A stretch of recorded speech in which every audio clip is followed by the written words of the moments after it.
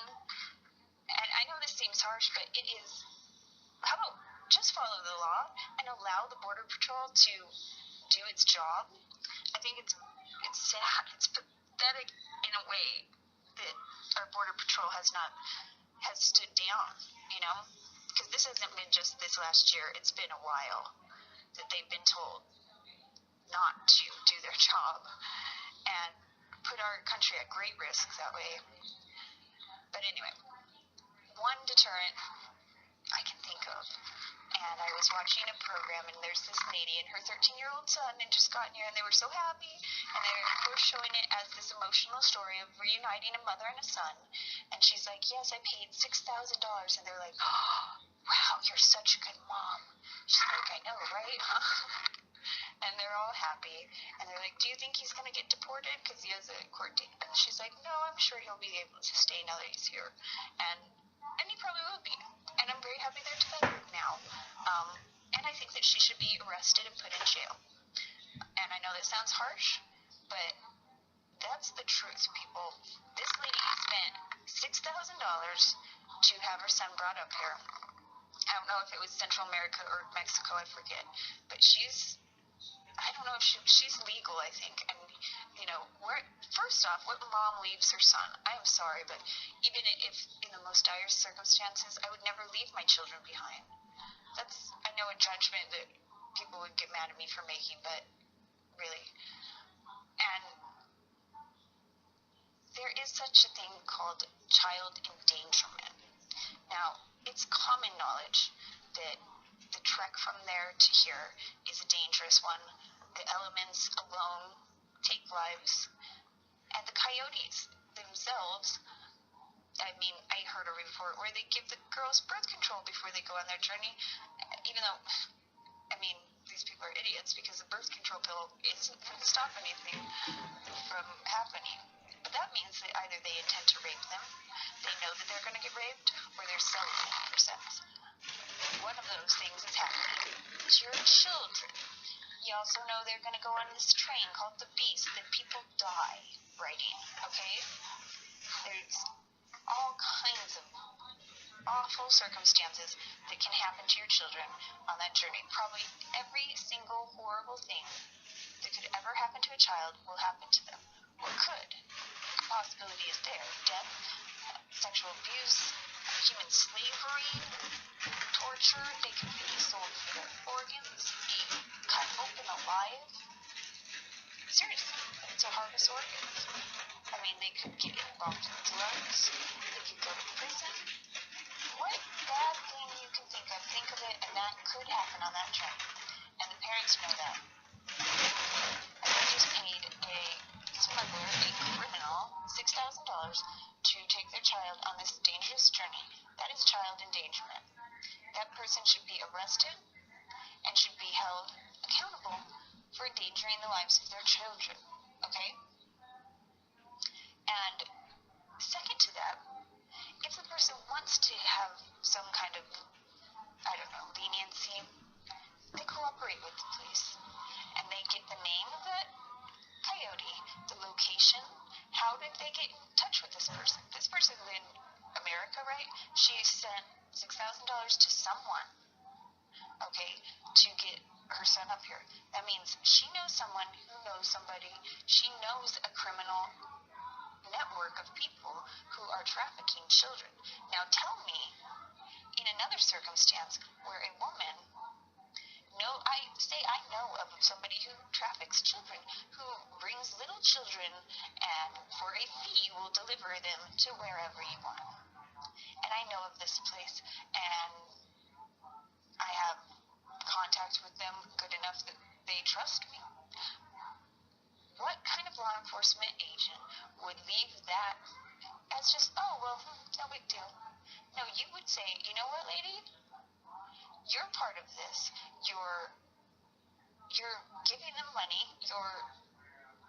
This is what feeds the beast. This is what feeds the crime.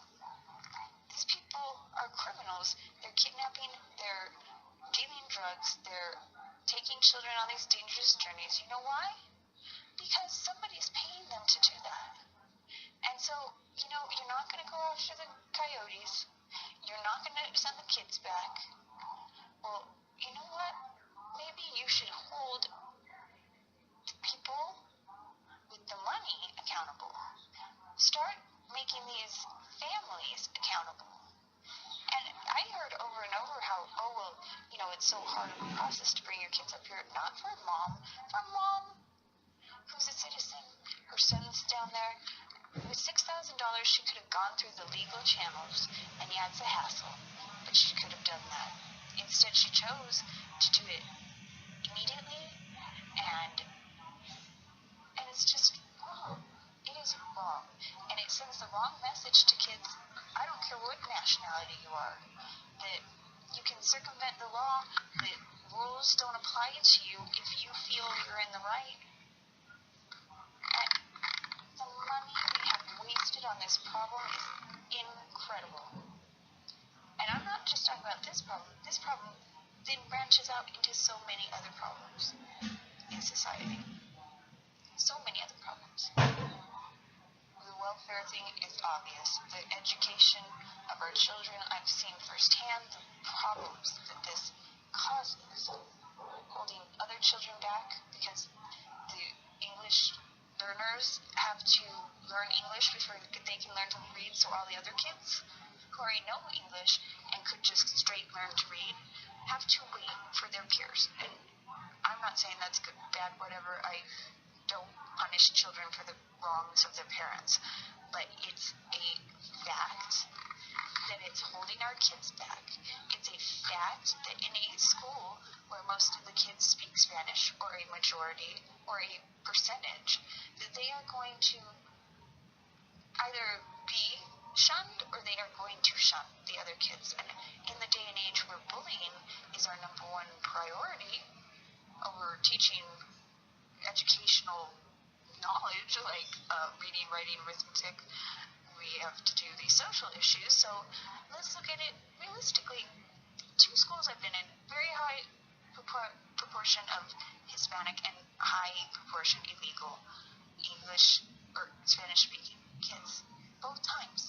My daughter was shut out. There are groups of little girls, little boys that you're not part of their group unless you speak Spanish. And they were vicious to my daughter. When I reported this, after I went through every channel, I tried to talk to the grandma, the mom, the child. I tried to work it out, tried to have them stay away from each other.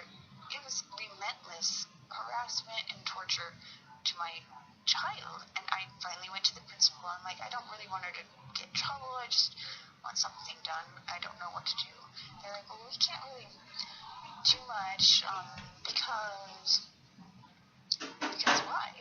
Well, because it's kind of, implying that I was being racist because part of her bullying was that she didn't speak Spanish, so they wouldn't let her in her group. So I thought, yeah, that is racist, or it is, discriminatory towards my daughter.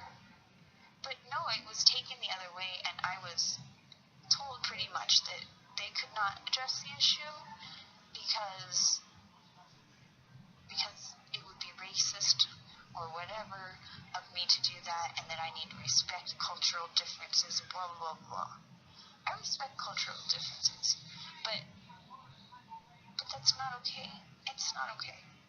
If a child came up to another child and they're like, we don't talk to you because you speak Spanish or you have a funny accent, and we don't want you in our group unless you're English speaking.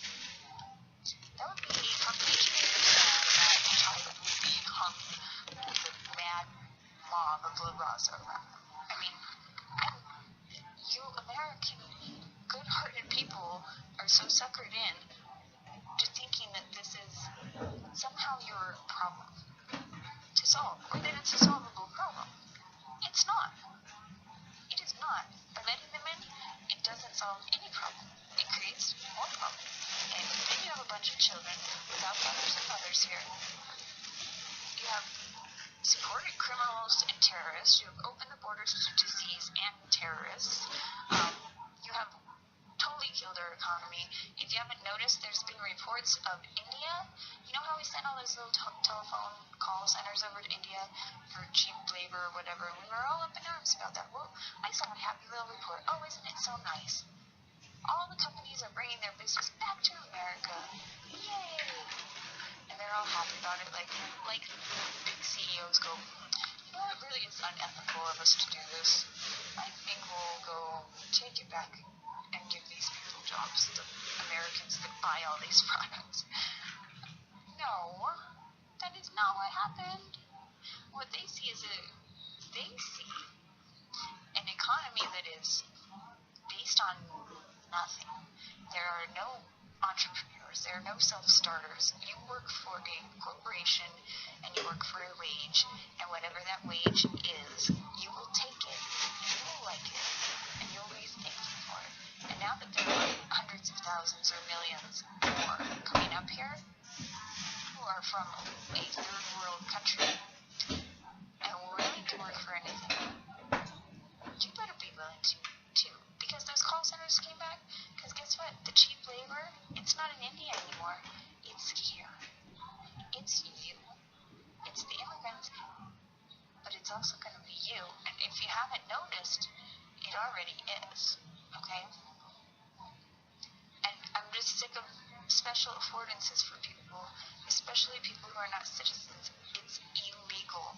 Illegal, it is a crime. And there is a reason for that.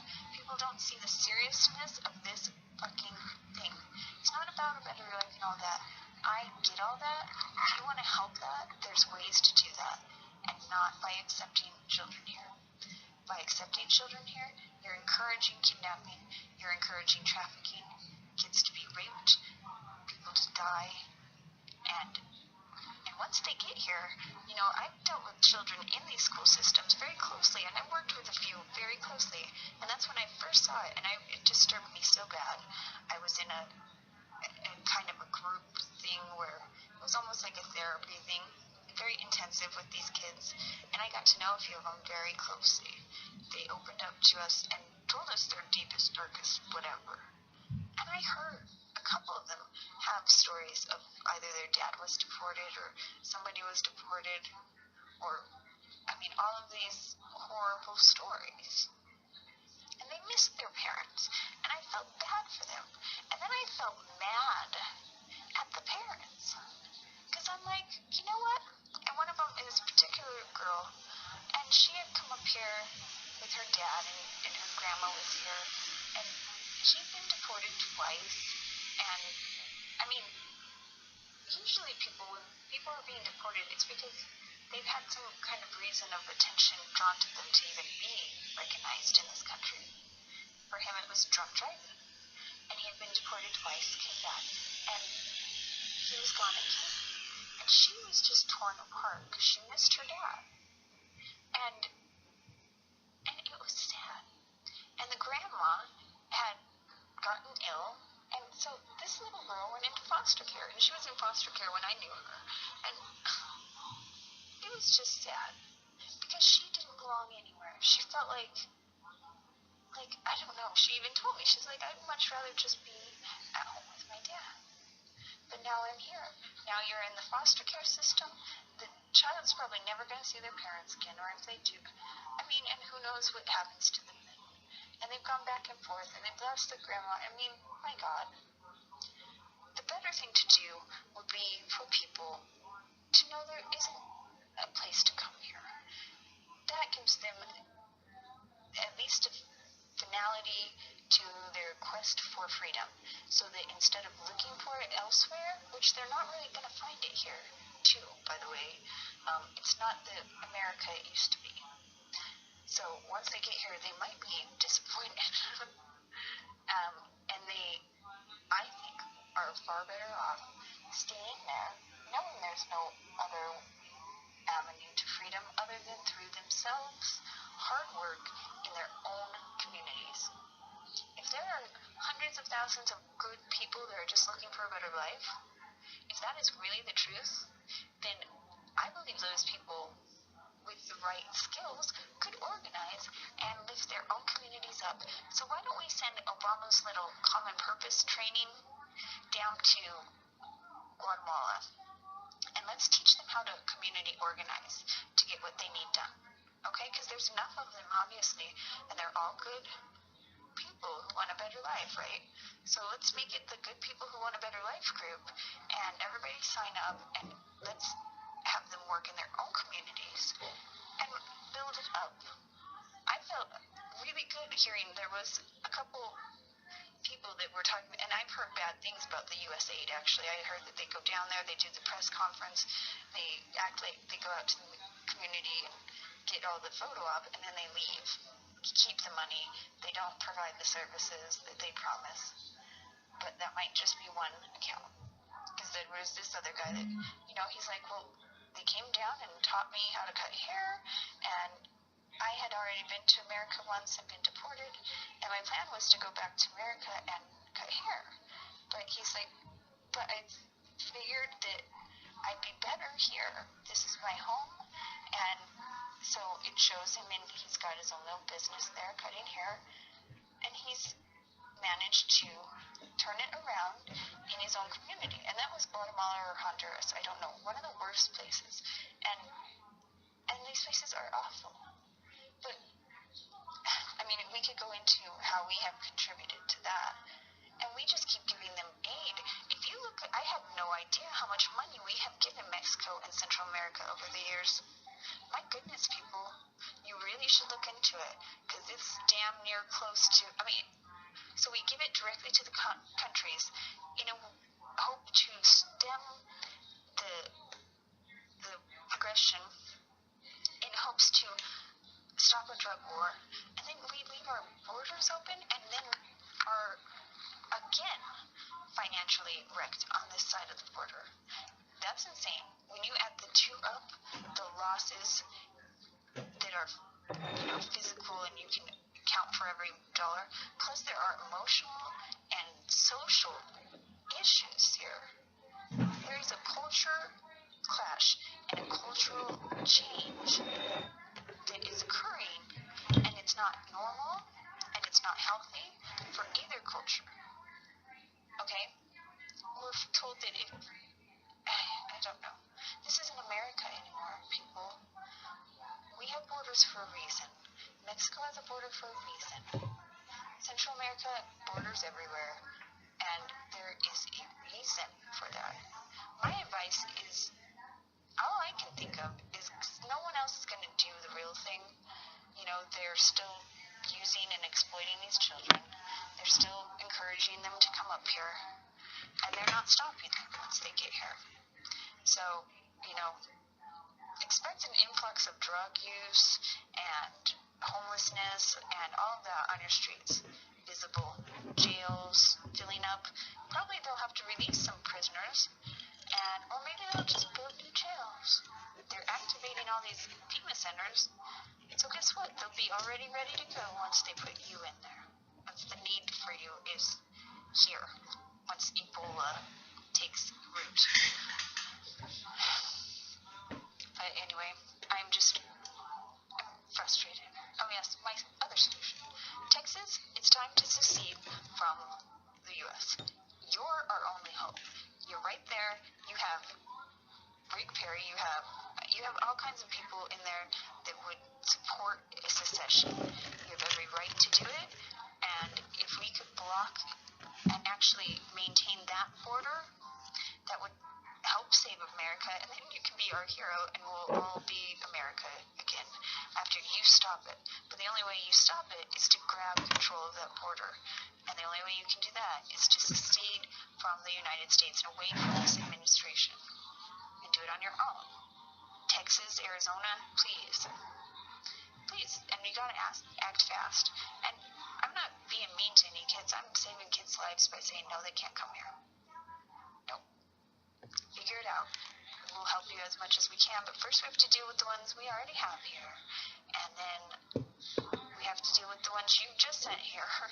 And we apologize. That was probably our bad, because I'm sure that there was an ad campaign, and I'm sure it was probably sponsored by our government, just like the food stamp program one. That one in itself, that stuff someone should be impeached for, man. Really. This is amazing to me that Rick Perry does something that is actually ethical and totally within the law to do, and he's indicted within, I mean, that was fast. I didn't even know he was under suspicion or pissed anyone off. I mean, and he's indicted all of a sudden? Well, if we can turn it around and get an indictment that quick on that guy, then we can do it for the president. And we need to do it soon, because Ebola, these immigrants, what else? Oh, nuclear bombs out there, chemical weapons in Syria, this thing with ISIS, who he's been funding from the beginning. I've told you this for years. It's ridiculous. Fast and furious. My God, how many crimes can one administration get away with? Please don't answer that. Let's stop it. One of those crimes should be immediate hearings and removal. I mean, my God. Clinton got a blowjob.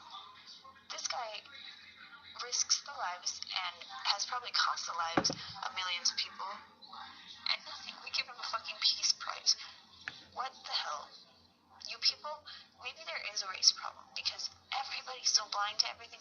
Why? Because he's black? Aren't we over that yet? Get real. It is not a racist thing. The fact I don't want illegals crossing the border illegally, that's not a racist thing. I don't want kids to be separated from their parents anymore. You guys want to cry about that? The reason it's happened is because those parents came up here undocumented, and they've remained here for quite a while. Some as long as 30 years, or so. That's amazing. Oh, and another thing, somebody was saying, oh, well, this percentage of them file for taxes, isn't that wonderful? I go, you're not reading the whole story. They're like, well, I always thought they didn't pay taxes. I'm like, no, they file their taxes.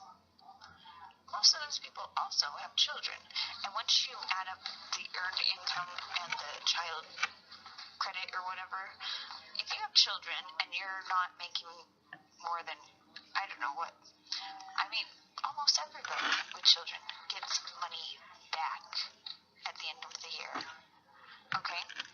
Yeah, they might file an income tax, and they might quote pay, but that's because it's offset and usually over, because if they have 5 kids, man, that's a jackpot. That's thousands of dollars they would get back at the end of the year. Get back, okay, not put in. So filing a tax return and paying taxes are 2 different things.